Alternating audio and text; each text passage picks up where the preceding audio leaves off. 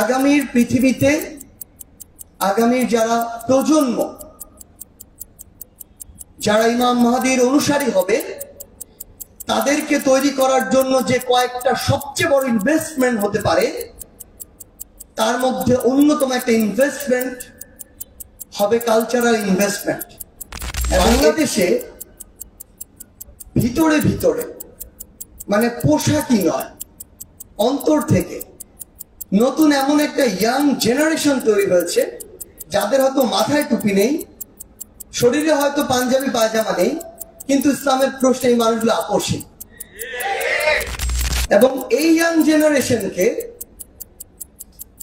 আমি আমার জায়গা থেকে মনে করি, আগামীর বাংলাদেশে যদি ইসলামিক যে চেতনা, এর সাথে সাংঘর্ষিক কোনো কিছু চাপিয়ে দেওয়ার চেষ্টা করা হয়, এই ইয়াং জেনারেশন, যাদেরকে আপনি বাহ্যিকভাবে হয়তো ডিফাইন করতে পারবেন না যে স্পিরিটটি ধারণ করে কিনা, আমি আমার জায়গা থেকে বিশ্বাস করি ওই জেনারেশনটাই সামনের সারিতে থাকবে যখন ইসলামের সাথে সাংঘর্ষিক কিছু আগামীর বাংলাদেশে চাপিয়ে দেওয়া হবে। আরেকটা গুরুত্বপূর্ণ বিষয় হচ্ছে, বিগত 16 বছরে ইসলামিক যে কালচারগুলো, দুইটা কাজ করা হয়েছে। এক, এই কালচারকে প্রসারিত হতে বাধা যেমন দেওয়া হয়েছে, তেমনি এই কালচারের সাথে সাংঘর্ষিক কিছু কালচার একদম ইচ্ছাকৃতভাবে প্ল্যান করে ছোট ছোট স্বার্থকে প্রাধান্য দিয়ে ওই কালচারগুলোকে এই বাংলাদেশে এস্টাবলিশ করার জন্য সহযোগিতা করা হয়েছে। এটার যেমন অনেক বড় ক্ষতি হয়েছে, আমার জায়গা থেকে আমার মনে হয় এটাতে একটা গুরুত্বপূর্ণ আবার লাভও হয়েছে। বাংলাদেশে ভিতরে ভিতরে, মানে পোশাকই নয়, অন্তর থেকে নতুন এমন একটা ইয়াং জেনারেশন তৈরি হয়েছে, যাদের হয়তো মাথায় টুপি নেই, শরীরে হয়তো পাঞ্জাবি পায়জামা নেই, কিন্তু ইসলামের প্রশ্নে এই মানুষগুলো আপোষহীন। এবং এই ইয়াং জেনারেশনকে আমি আমার জায়গা থেকে মনে করি, আগামীর বাংলাদেশে যদি ইসলামিক যে চেতনা, এর সাথে সাংঘর্ষিক কোনো কিছু চাপিয়ে দেওয়ার চেষ্টা করা হয়, এই ইয়াং জেনারেশন, যাদেরকে আপনি বাহ্যিকভাবে হয়তো ডিফাইন করতে পারবেন না যে স্পিরিটটি ধারণ করে কিনা, আমি আমার জায়গা থেকে বিশ্বাস করি ওই জেনারেশনটাই সামনের সারিতে থাকবে যখন ইসলামের সাথে সাংঘর্ষিক কিছু আগামীর বাংলাদেশে চাপিয়ে দেওয়া হবে। সো আমাদের উদ্দেশ্য, আরেকটা ইনসাইট হচ্ছে আমার জায়গা থেকে মনে হয়, ক্ষুদ্র অভিজ্ঞতার জায়গা থেকে, যে আমাদের সামনের দিনে যারা লিখছেন, তাদের একটা গুরুত্বপূর্ণ টার্গেট হওয়া উচিত এই ইয়াং জেনারেশন, এবং লেখার ধরনটা এরকমই হওয়া উচিত যেন এই ইয়াং জেনারেশনকে সেটা সরাসরি টাচ করতে পারে। আমরা বাংলাদেশে বাংলা সাহিত্য বলি, আমরা ভারতীয় সাহিত্য বলি, বা পাক ভারত সাহিত্য, এই সাহিত্যের কথা বলি না কেন, আমরা রবীন্দ্রনাথ, কাজী নজরুল, শরৎ, বঙ্কিম, এরকম অসংখ্য নাম জানি, কিন্তু ইয়াং জেনারেশন আজকে থেকে 2, 4, 5, 7 বছর আগে বা এক যুগ আগে যারা ছিল, তাদেরকে না শরৎ, রবীন্দ্রনাথ যতটা অ্যাট্রাক্ট করতো বলতে তাদের কাছে সহজে পঠনযোগ্য ছিল, তার চেয়ে বেশি সহজে কিন্তু তারা হুমায়ুন আহমেদকে পড়তো, কারণ উনার লেখাগুলো সরাসরি তাদেরকে টাচ করতো, বলতে তারা নিজেদের সাথে রিলেট করতে পারত। সো আমরা যারা এখন আমাদের এই ইসলামী সাহিত্যকে সামনে রেখে, এটা তো শুধু মাহিন একটু আগে একটা কথা বলেছিল, আমি ভেবেছিলাম ওর সামনে ওর সাথে সরাসরি দ্বিমত পোষণ করব, কিন্তু ও যখন চলে গেল, ওর অনুপস্থিতিতে বলবো না চিন্তা করলাম, পরে ভাবলাম ওকে বলে যাই যে ওর অনুপস্থিতিতে ওর সাথে আমি একটা জিনিসের দ্বিমত করব। মাহিন একটা জিনিস বলেছে যে আমরা ইসলামিক যে বই মেলা, এটা বলে যেন এটাকে সংকুচিত না করি। আমি মনে করি আমাদের এই চিন্তাটাই হচ্ছে একটা সংকুচিত চিন্তা, যে আমি ইসলামিক বই মেলা বললে এটা সংকোচন হয়ে যাবে। পুরো পৃথিবীতে যখন বিভিন্ন দেশে বিভিন্ন নামে, বিভিন্ন কালচারের নামে, দেশের নামে, রেজিমের নামে বইমেলা হয়, ওয়েস্ট থেকে শুরু করে ইস্ট, নর্থ, সাউথে, তখন যদি সংকোচন না হয়, আমার দেশের যখন 90% মানুষ এই একটা রিলিজিয়নকে ধারণ করে, যেই ধর্মকে নিয়ে আমি আমার কথা বলি, আমরা বাংলাদেশ, মানে আমরা মানুষ, আমরা তো আবিষ্কার এসব নিয়ে প্রচুর কথাবার্তা বলি। আমরা বলি এ অক্সিজেন আবিষ্কার করেছে, এ কার্বন ডাইঅক্সাইড আবিষ্কার করেছে। মানে ব্যাপারটা এমন যে অক্সিজেন আবিষ্কার যিনি করেছেন আজকে থেকে 300-400 বছর আগে, তিনি আবিষ্কার করার আগে পৃথিবীতে অক্সিজেনই ছিল না, মানুষ নিঃশ্বাসই নিত না। তো আমাদের জ্ঞানের সীমাবদ্ধতা আছে। আমরা আমাদের ক্ষুদ্র জ্ঞানের সীমাবদ্ধতা থেকে মনে করি পৃথিবীতে মানুষের অস্তিত্ব এসেছে মেসোপটেমিয়া সভ্যতা থেকে, যেটা ইরান ইরাকের ওই নদীর পাদদেশ থেকে। তো এখন যদি আমরা চিন্তা করি যে ওই সভ্যতা কেন্দ্রিক যে মানুষগুলো এসেছিল, বা এখন সেখানে কোন ধর্মের মানুষগুলোর বসবাস, কালের পরিক্রমা, আমরা অনেক কিছু আমাদের জায়গা থেকে জানতে পারবো। কিন্তু আমরা আমাদের জায়গা থেকে মনে করি এই বিষয়গুলোকে ইয়াং জেনারেশনের কাছে সহজবোধ্য করার জন্য যেভাবে লেখা উচিত, আমাদের লেখার ধরনটা সেরকম হওয়া উচিত। কনসেপ্ট চেঞ্জ হতে হবে না। আপনার পবিত্র কোরআন মাজিদ কিংবা হাদিসের কথা বা মেসেজ থেকে সরতে হবে না, কিন্তু লেখার ধরনটা ইম্পর্টেন্ট। ওই ধরনটা যেন ইয়াং জেনারেশনের কাছে সহজে পঠনযোগ্য হয়, এই জায়গাটাতে আমাদের কাজ করতে হবে। আমরা সমসাময়িক সময় দেখি আমাদের আরিফ আজাদ ভাই থেকে শুরু করে বেশ কিছু বই, আমার কাছে অসংখ্য এরকম বই রয়েছে যে বইগুলো সবার পড়ার টেবিলে একটা একটা করে আছে।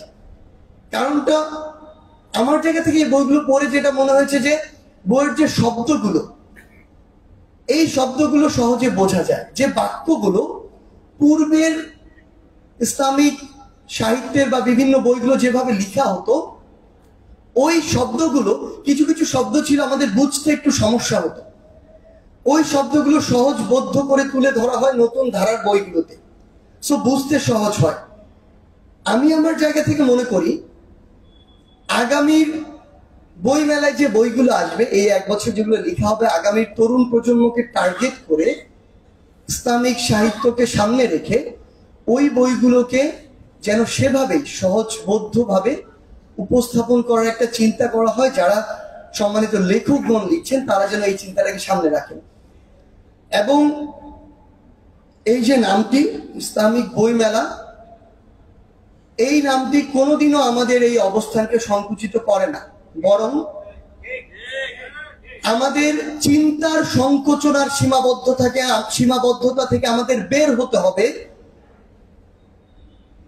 যে আমরা এতদিন ধরে 16 বছরে এই একটা নামের মধ্য দিয়ে যেমন জুজুর ভয় ঢুকিয়ে দেওয়া হয়েছে বাধ্যতামূলক ভাবে, যারা এই ভয়টি এই দেশের যারা আমাদের ভিতরে ঢুকিয়ে দিয়েছে, তারা যে ইচ্ছাকৃত ঢুকেছে এমন নয়, তারা তাদের স্বার্থকে প্রাধান্য দিয়েছে। ছোট ছোট স্বার্থ, ক্ষমতায় টিকে থাকার স্বার্থ, এই স্বার্থকে প্রাধান্য দিয়ে তারা এত বড় একটি বৃহৎ স্বার্থ, একটি উম্মার স্বার্থকে জলাঞ্জলি দিয়েছে।